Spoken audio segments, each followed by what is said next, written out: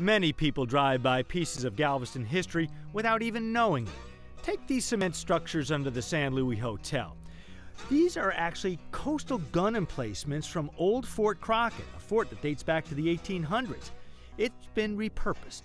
Now, in many ways, they are quintessentially Galveston, a place that has constantly had to reinvent itself.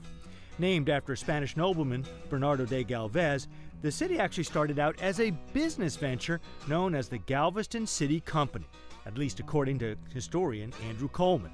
They laid out the exact plots on paper where what would fit in their land grant, and they then started selling lots in auction in 1838. In fact, the city streets still follow the original plan.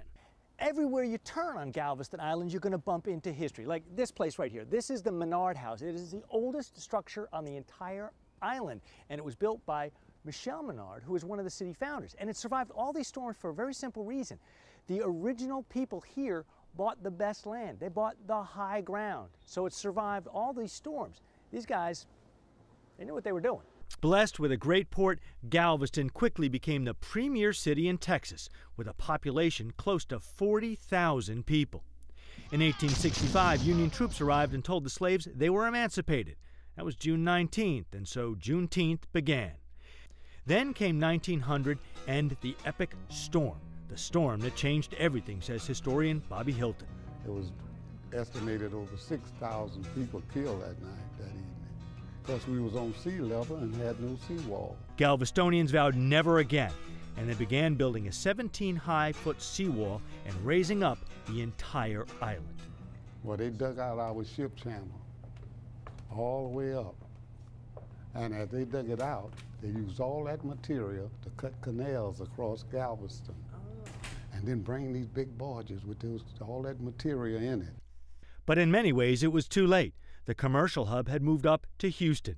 Galveston had to reinvent itself as a tourist destination, with events like the Bathing Beauties. Then came the Macios and the gambling clubs like the Balinese Room. Galveston was hot once again. It was Las Vegas. It might as well say, because it wasn't no Las Vegas. All of Hollywood came here under Sam and Rosario Maceo. Eventually, the Texas Rangers cleaned up the island and the economy slowed. Then, Mother Nature hit Galveston again in 2008, Hurricane Ike. Ike destroyed the Balinese Room once and for all, and now the island is in recovery mode.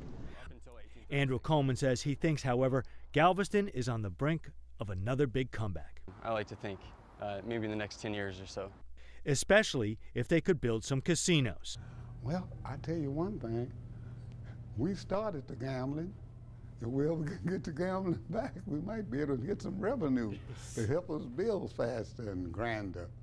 Well, we will see. In Galveston, John Donnelly, Fox 26 News.